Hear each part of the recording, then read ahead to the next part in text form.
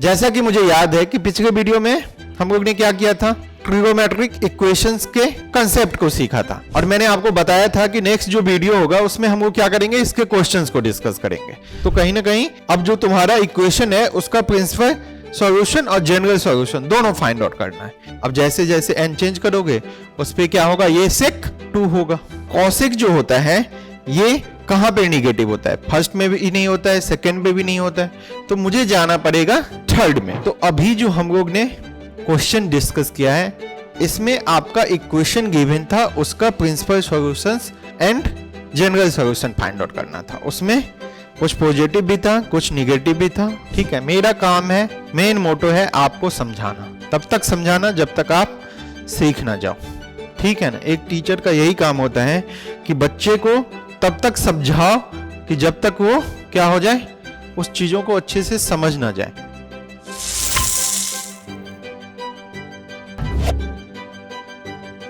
Hi everyone, मैं ऋषि स्वागत करता हूं अपने एक और नए वीडियो में। तो बच्चों कैसे हो आप लोग? आई होप कि आप लोग अच्छे होंगे। जैसा कि मुझे याद है कि पिछले वीडियो में हम लोग ने क्या किया था, ट्रिगोमेट्रिक इक्वेशंस के कंसेप्ट को सीखा था और मैंने आपको बताया था कि नेक्स्ट जो वीडियो होगा उसमें हम लोग क्या करेंगे, इसके क्वेश्चंस को डिस्कस करेंगे। तो आज के वीडियो में हम लोग क्या करेंगे, एनसीईआरटी के जो तुम्हारा 3.4 एक्सरसाइज है उसको 1 बाय 1 डिस्कस करेंगे। ठीक है, चलो बढ़ते हैं आज के वीडियो में। तो ये तुम्हारा एनसीईआरटी एक्सरसाइज 3.4 हो गया। उसके बाद जो तुम्हारा क्वेश्चन होगा, ध्यान से देखना, इसमें find the principal and general solution of the following equations है। तो कहीं ना कहीं अब जो तुम्हारा इक्वेशन है उसका प्रिंसिपल सॉल्यूशन और जनरल सॉल्यूशन दोनों फाइंड आउट करना है। तो ध्यान से देखो, ये जो फर्स्ट क्वेश्चन है 10x = √3। ठीक है, तो अब बताओ √3 0 और 2π के बीच में कहां कहां √3 होता है 10, ये आपको ढूंढना पड़ेगा, तभी तो प्रिंसिपल सॉल्यूशन होगा तुम्हारा। तो अब ध्यान से देखो, फर्स्ट क्वाड्रेंट में 10π/3 = √3 होता है कि नहीं होता है? तो एक तो फर्स्ट क्वाड्रेंट में ही मिल गया आपका। अब सेकेंड क्वाड्रेंट में 10 निगेटिव होता है। थर्ड क्वाड्रेंट में देखो तो 10π/3 को आप ऐसे लिख सकते हो, π + π/3। पाई पे चेंज होता नहीं है, थर्ड क्वाड्रेंट में 10 पॉजिटिव ही होता है, तो 10π/3 के इक्वल ही होगा। तो इक्वल टू क्या हो गया, ये √3 हो गया। तो अब मैं इसको 10π + π/3 को यदि ऐसे लिखूं, दोनों को ऐड कर दोगे तो ये 4π/3 = 10π/3 = √3। तो यहां पे जो तुम्हारा प्रिंसिपल सॉल्यूशन हो गया, ध्यान से देखना, प्रिंसिपल सॉल्यूशन जो हो गया वो कहां कहां हो गया, π/3 और 4π/3 पे। ये जो होगा 10x, ये √3 हो जाएगा। तो आपने प्रिंसिपल सॉल्यूशन पढ़ा भी है कि 0 और कहां के बीच में होना चाहिए, 2π से छोटा होना चाहिए, 2π नहीं होना चाहिए, 0 भी होना चाहिए, 0 से बड़ा, 2π से छोटा। तो अब ये समझा कि नहीं समझा?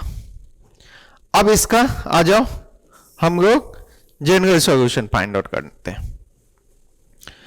तो जनरल सॉल्यूशन, अब मुझे बताओ, ये 10x = √3 है, तो 10x = 10π/3 लिखूं, π/3 मतलब 60। तो यहां से x, तो 10x = 10y होता था, तो याद करो x = क्या होता था, nπ, अब प्लस में π/3। दिस इज जनरल सॉल्यूशन, जहां पे क्या होगा, n जो होगा वो बिलोंग टू z होगा। बात समझा कि नहीं समझा? प्रिंसिपल सॉल्यूशन जो हो गया 0 और 2π के बीच में π/3 और 4π/3। General solution nπ + π/3। अब n आप चेंज करते जाओ, उस पे वो क्या होगा, 10 √3 होते जाएगा। बात समझ में आया कि नहीं आया? चलो आगे बढ़ते हैं। अब ध्यान से देखो, ये जो तुम्हारा क्वेश्चन है ये है sec x इक्वल टू 2। तो अब बताओ sec जो होता है पाई बाई 3 पे ही 2 होता है, तो sec पाई बाई 3, क्योंकि sec cos 60 कितना होता है 1/2, तो sec 60 कितना होगा 2, तो pi by 3 sec pi by 3 equal to 2। तो ये तो तुम्हारा फर्स्ट क्वाड्रेंट हो गया, ठीक है।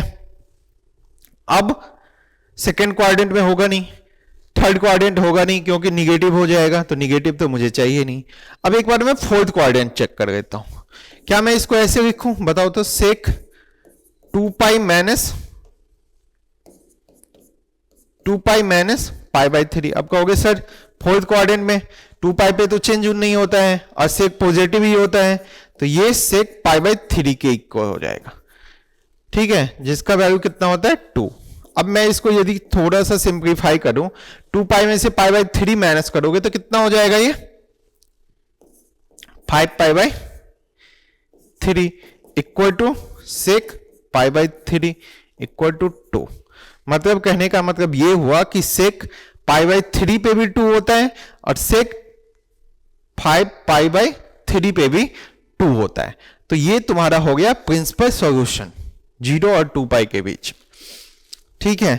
तो दिस इज प्रिंसिपल सॉल्यूशंस क्या पाई बाई 3 एंड 5 पाई बाई 3, ठीक है। अब याद करो इसका जनरल सॉल्यूशन क्या होता था, जो cos x equal to cos y का होता था वही sec x equal to sec y का होता था ना। तो यहां पे जनरल सॉल्यूशन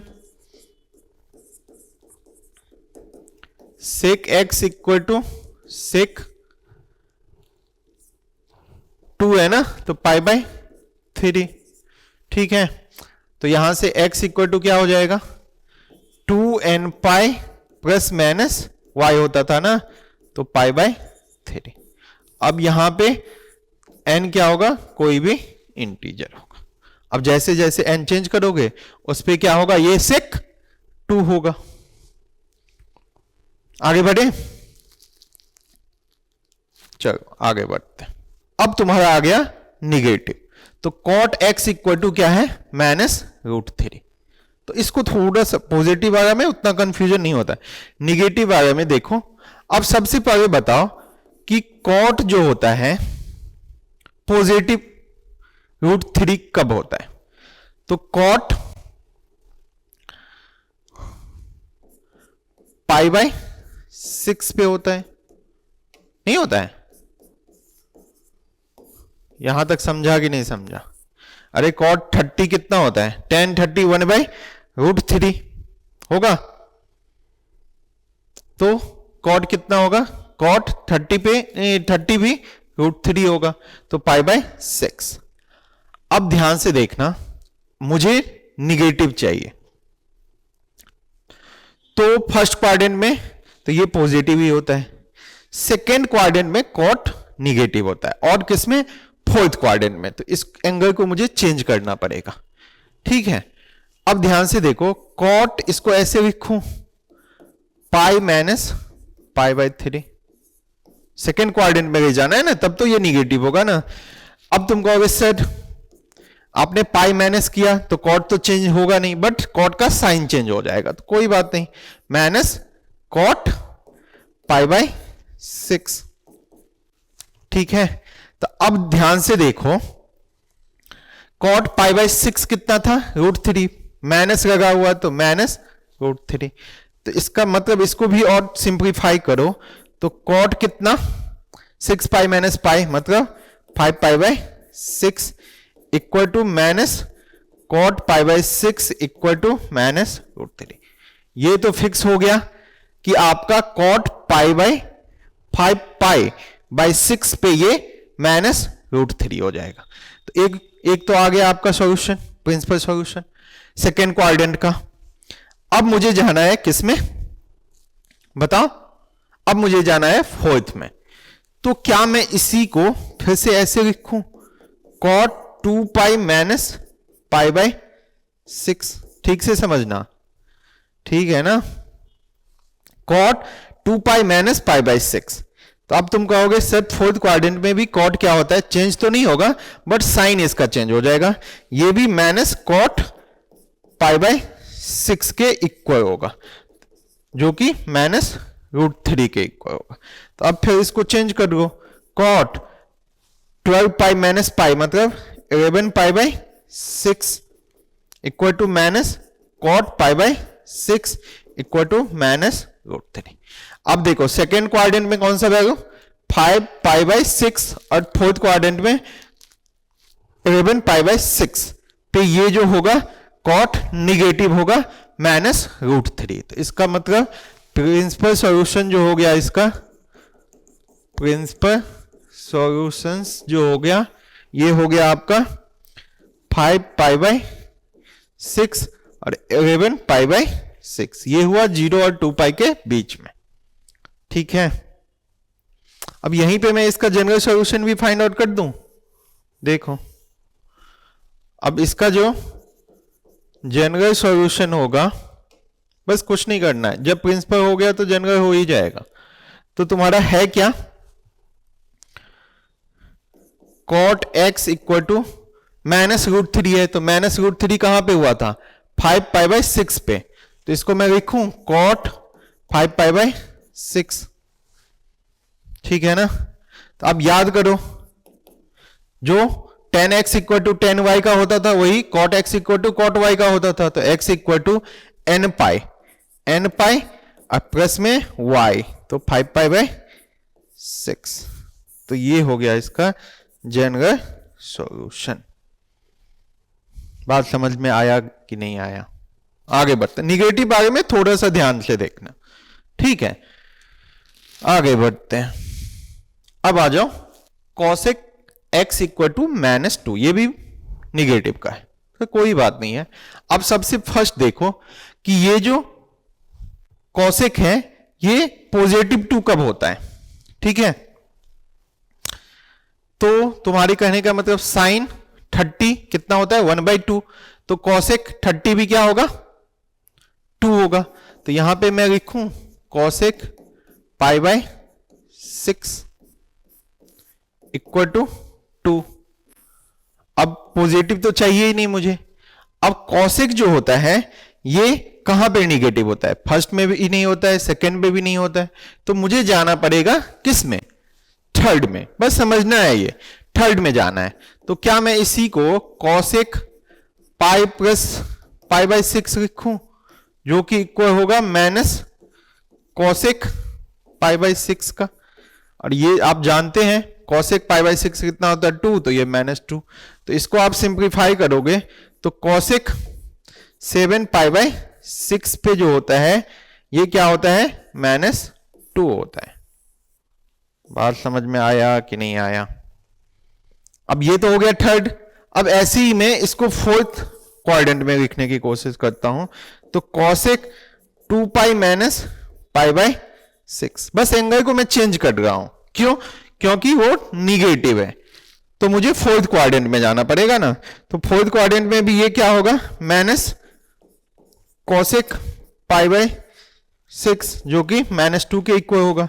फिर इसको चेंज कर दो, तो cosec 11 पाई बाई 6 का जो वैल्यू होगा वो कितना होगा -2 होगा। तो इसका जो प्रिंसिपल सॉल्यूशन हो गया, क्या हो गया, प्रिंसिपल सॉल्यूशंस जो हो गया वो हो गया, एक तो हुआ 7 पाई बाई 6 जो कि थर्ड क्वाड्रेंट में है, और फोर्थ क्वाड्रेंट में 11 पाई बाई 6।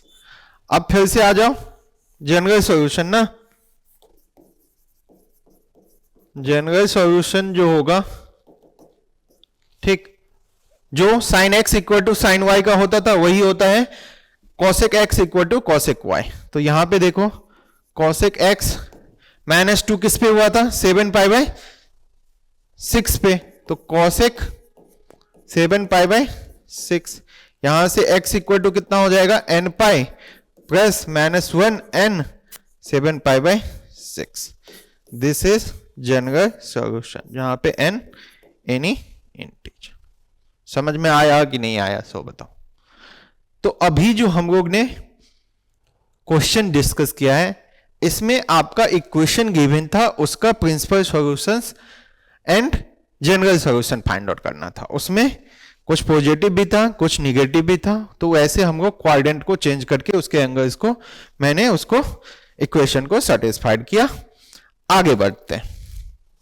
आगे देखो, find the general solution for each of the following. अब तुमको प्रिंसिपल सॉल्यूशन नहीं फाइंड आउट करना है, अब सिर्फ जनरल सॉल्यूशन फाइंड आउट करना है। तो ध्यान से देखो, फर्स्ट क्वेश्चन जो तुम्हारा है, cos 4x equal to cos 2x। ठीक है, क्या मैं इसको ऐसे लिखूं? कोई दिक्कत?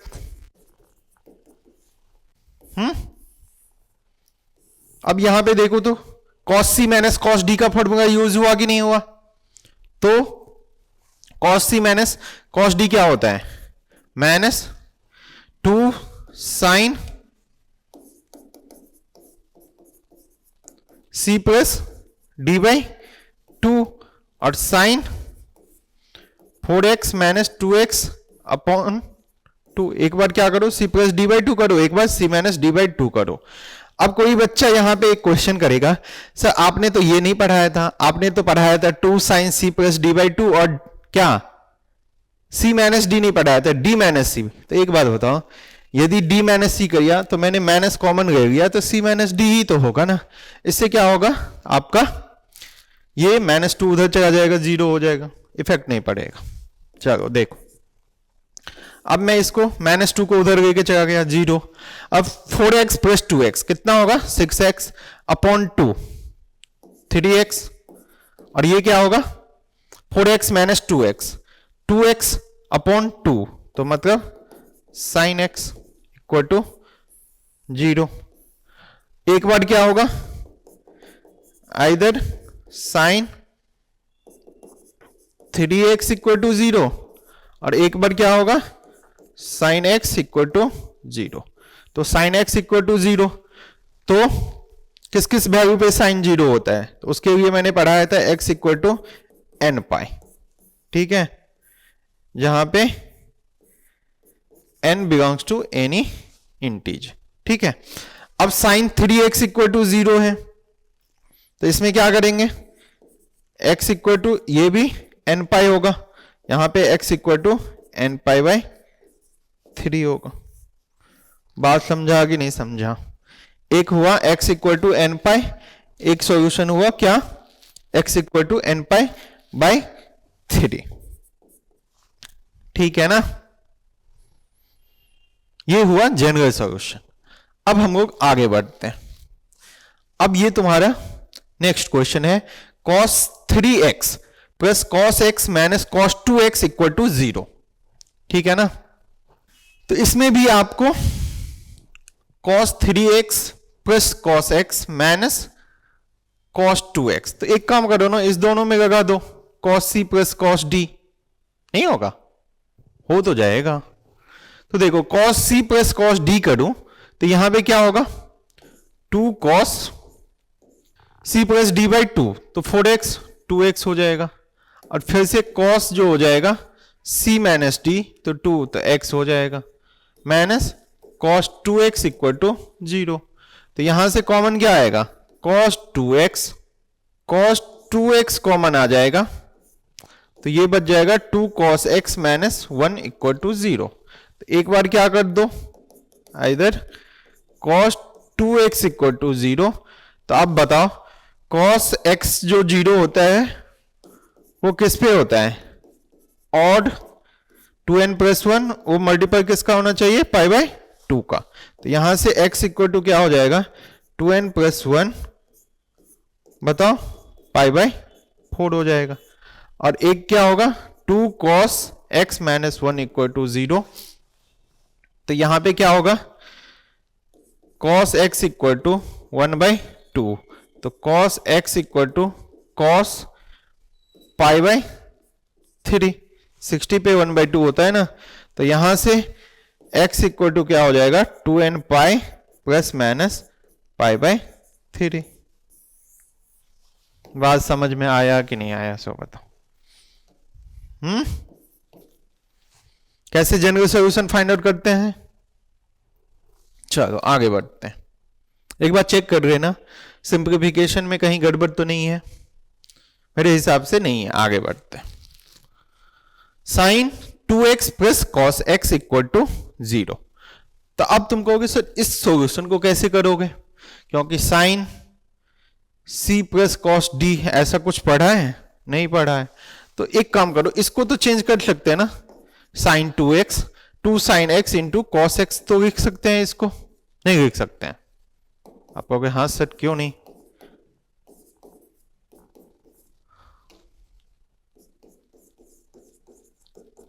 अब इस दोनों में कॉमन क्या आएगा बताओ? इस दोनों में कॉमन cos x दिख गया, तो 2 साइन x प्लस क्या चीज 1 इक्वल टू 0। तो यहां से एक बार तो क्या हो जाएगा, cos x इक्वल टू 0, तो x equal to 2n plus 1 pi by 2। एक बार क्या होगा, 2 sine x plus 1 equal to 0। तो यहां से साइन x जो हो जाएगा क्या हो जाएगा, माइनस 1 बाय 2 हो जाएगा। तो एक काम करो, क्या मैं इसको ऐसे लिख सकता हूं, माइनस है ना, तो माइनस साइन पॉजिटिव 1 बाई 2 कब होता है, साइन पाई बाय 6 पे होता है कि नहीं होता है? हाँ या ना बताओ। अब मैं इसको ऐसे लिखूं, साइन जो निगेटिव होता है फर्स्ट सेकंड में होगा नहीं, थर्ड में मुझे जाना पड़ेगा। तो sine pi plus pi by 6 लिख सकता हूं ना ऐसा, क्योंकि साइन पाई प्लस थीटा क्या होता है, माइनस साइन थीटा, तो माइनस साइन पाई बाय 6 के इक्वल होगा। इसको और भी सिंप्लीफाई करो तो साइन क्या हो जाएगा, ऐड कर दो 7 पाई बाय 6। ठीक है। अब यहां पे क्या होगा, अब तुम्हारा जो तुम्हारा निगेटिव था, अब तुम्हारा ये थर्ड क्वाड्रेंट का हो गया ना, third quadrant 7 pi by 6 third quadrant में, तो सर मतलब निगेटिव होता है, सही है। तो sine x equal to sine y, तो इसके लिए क्या लिखोगे आप, x equal to n pi plus minus 1 n, और y के जगह पे 7 pi by 6। This is the general solution. बात समझ में आया कि नहीं आया? कैसे हम लोग ने यहां पे चेंज किया, माइनस 1 बाई 2 था तो माइनस को बाहर कर दिया, तो साइन पाई बाय 6 पे तो 1 बाई 2 होता है ना, बाहर में माइनस है तो माइनस। ठीक है। अब मैंने इसको क्वाड्रेंट को चेंज कर दिया, अब इसको मैं लेके चला गया थर्ड क्वाड्रेंट में, तो sine pi plus pi by 6 जो होता है माइनस साइन पाई बाय 6 के इक्वल होता है, तो इसको मैंने ऐड करके 7 पाई बाय 6 थर्ड क्वाड्रेंट में बना दिया। ठीक है, समझ में आया कि नहीं आया? चलो आगे बढ़ते हैं। अब है ये आपका question, sec squared 2x equal to 1 plus tan 2x।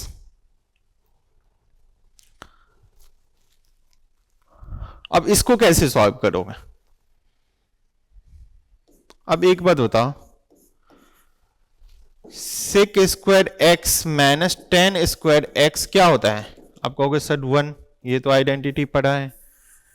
तो यहां से सेक स्क्वायर x यदि लिखना चाहा तो 1 प्लस tan स्क्वायर x, यहां पे कुछ नहीं करना है, सेक स्क्वायर x के जगह पे 2x है, तो 1 प्लस tan स्क्वायर तो लिखेंगे ही, x के जगह पे 2x दे दो, equal to 1 minus tan 2x। ठीक है ना। अब यहां से 1 और ये 1 कैंसिल, tan स्क्वायर 2x और ये plus tan 2x equal to 0। यहां से कॉमन कुछ आएगा, tan 2x कॉमन आएगा, तो tan 2x plus 1 equal to 0। तो एक बार क्या होगा बताओ, एक बार होगा tan 2x इक्वल टू 0। यहां पे 2x इक्वल टू क्या होता है, n पाई ही होता है ना, sin x इक्वल टू 0 और tan x इक्वल टू 0 वो n पाई पे ही होता है, सेम वैल्यू पे वो 0 होता है दोनों sin और tan। तो यहां से x equal to n pi by 2।